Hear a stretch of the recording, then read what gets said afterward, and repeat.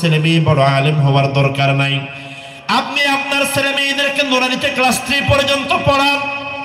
অনেক বাবা মায়েরা বলেন, হুজুর আমি আমার ছেলে মেয়েটারে দুনিয়ার বড় ডাক্তার বানাইতে চাই, ইঞ্জিনিয়ার বানাইতে চাই, সাংবাদিক বানাইতে চাই, জজ উকিল ব্যারিস্টার বানাইতে চাই, আমি কেমনে মাদ্রাসার মধ্যে পড়াবো?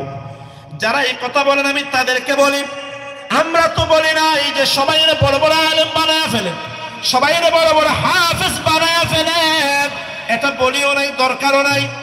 ও দুনিয়ার মুসলমান, মুসলমানের প্রত্যেকটা ছেলে মেয়ে যে হাফেজ আলেম হবে এটা ফরজ না, কিন্তু আমাদের প্রত্যেকটা যতগুলা ছেলে মেয়ে আছে সবার উপর শুদ্ধ করে কোরআন পড়তে পারা, সবার জন্য শুদ্ধ করে নামাজটা পড়তে পারা, এটা প্রত্যেক মুসলমানের উপরে ফরজ করে দিয়েছেন কে? আমার ছেলে মেয়েদেরকে, আপনার ছেলে মেয়েদেরকে 3টা ক্লাস পর্যন্ত নুরানিতে পড়ান। ক্লাস 3 পর্যন্ত নুরানিতে পড়ানোর পর এরপরে মনে চাইলে মাদ্রাসার মধ্যে দিয়ে হাফেজ আলেম বানান। কিয়ামতের ময়দানে যদি হাফেজ আলেমের মা বাবা হিসেবে উঠতে চান, আলেমের মা বাবা হিসেবে উঠতে চান, মাদ্রাসার মধ্যে দিয়ে হাফেজ আলেম বানাবেন। আর যদি মনে চায় না আমি আমার ছেলে মেয়েটারে ডাক্তার বানাবো, ইঞ্জিনিয়ার বানাবো, সাংবাদিক বানাবো, কোনো সমস্যা নাই। নুরানিতে ক্লাস 3 পর্যন্ত পড়ানোর পর স্কুলে দেন, কলেজে দেন, ভার্সিটিতে দেন, কোনো আপত্তি নাই। অন্তত ক্লাস 3 পর্যন্ত পড়ানোর কারণে আপনার ছেলে মেয়েগুলা দুনিয়ার জমিনে শুদ্ধ করে কোরআন যেমন পড়তে পারবে, নামাজ যেমন পড়তে পারবে, আল্লাহর কসম আপনি বাবা মা মারা যাওয়ার পর আপনার জানাজার নামাজের ইমামতি পর্যন্ত করতে পারবে। ঠিক না বলেন না?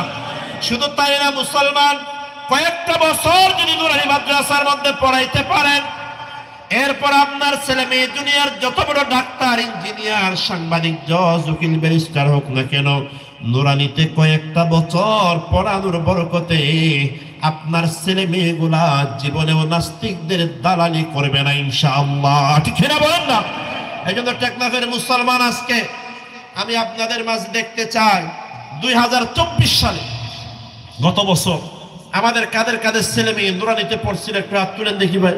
গত বছর কারা কারা পড়াইছেন? মাশাআল্লাহ অনেক কম, তারপরেও হাত আলহামদুলিল্লাহ কবুল করেন, বলেন আমিন। নতুন বছর এখন আরম্ভ হয়েছে, আমরা আমাদের ছেলে মেয়েদেরকে বিভিন্ন প্রতিষ্ঠানে ভর্তি করাইয়া দিচ্ছি, ভর্তি করাইয়া দেব। আমি আপনাদের কাছ থেকে ওয়াদা নিতে চাই, আমরা প্রত্যেকেই নিজেদের ছেলে মেয়েদেরকে ক্লাস 3 পর্যন্ত অন্তত নুরানির মধ্যে পড়ায়া ধর্মের মৌলিক শিক্ষাটা দেব। এই নিয়ত কাদের কাদের ভিতরে আছে? হাত তুলেন দেখি ভাই। যারা বিয়ে করেন নাই তারাও হাত তুলেন না, বিয়ে করার পরে ছেলে মেয়ে হলে নুরানিতে দেবো, বলেন ইনশাআল্লাহ। এই কথা বলার পরে যারা হাত তুলেছে আল্লাহ তাদের তাড়াতাড়ি বিয়ের ব্যবস্থা করে দেন, বলেন আমিন। এটা বলার পরেও যারা হাত তুলে নাই 5-6 বছরের জন্য তাদের কোনো বিয়ের ব্যবস্থা না হয়, তাহলে হাত তুলবে না কেন?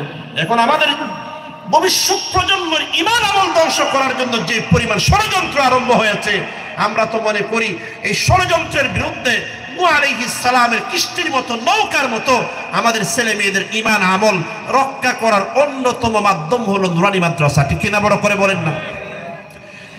আল্লাহ তাআলা এটাই বলেছেন, ওয়া ইযা তুলিয়াত আলাইহিম আয়াতুহু যাদাতহুম ঈমানা। আল্লাহ তাআলা বললেন ঈমানদারের 2 নাম্বার গুণ হলো এটা, ঈমানদারের সামনে যখন কোরআনের আয়াত তেলাওয়াত করা হয় ঈমানদারের ঈমানটাকে আল্লাহ তাআলা বাড়ায়া দেন। এরপর আল্লাহ তাআলা ঈমানদারের 3 নাম্বার গুণ বলেন, ওয়া আলা রাব্বিহিম ইয়াতাওয়াক্কালুন। ঈমানদারের 3 নাম্বার গুণ হলো ঈমানদার সদা সর্বদা একজনের উপর ভরসা করে। আওয়াজ দিয়ে বলেন তিনি হলেন কে? মুহাব্বত নিয়ে বলি লা ইলাহা ইল্লাল্লাহ, জোরে লা ইলাহা। পিছনের বাইরের জিকিরের আওয়াজ আসতেছে না, সামনের বাইরে জিকির করলে হবে নাকি? শুধু পিছনের বাইরা যারা আছেন জিকিরের আওয়াজ শরীরটারে ছেড়ে দিয়ে ঈমানের আওয়াজ দিয়ে মুহাব্বত নিয়ে জিকির করি লা ইলাহা ইল্লাল্লাহ, জোরে লা ইলাহা